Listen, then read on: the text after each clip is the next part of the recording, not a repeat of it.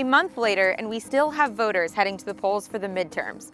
In Georgia, incumbent Senate Democrat Raphael Warnock will face Republican Herschel Walker for a second time in a runoff election taking place Tuesday. Although Democrats already secured control of the Senate, who wins Georgia still has big implications. So, what's a runoff and why does it matter?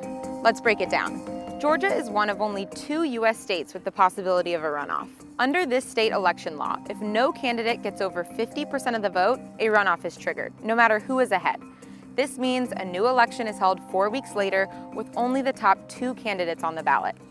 In this case, neither Warnock or Walker received over 50% of the vote, so they'll face off again on December 6th. But why do this at all? The quick history is that Georgia's runoff election was actually adopted after the Emancipation Proclamation freed enslaved people in southern states. Runoffs were seen as additional roadblocks for Black people to vote, and the nonpartisan U.S. Vote Foundation still characterizes the law as having Jim Crow roots.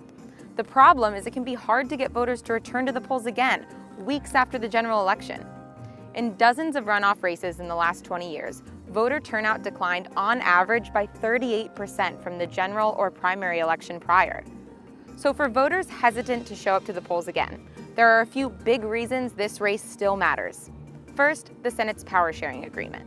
Democrats have a functioning majority in the Senate because the vice president can break ties. The way the Senate works on a daily basis is actually the result of a compromise between Republicans and Democrats. This deal gives the parties equal membership on committees and creates dynamics that make it more difficult to advance bills and nominations to the floor.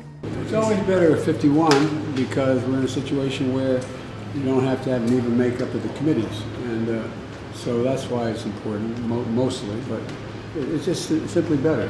The bigger the numbers, the better.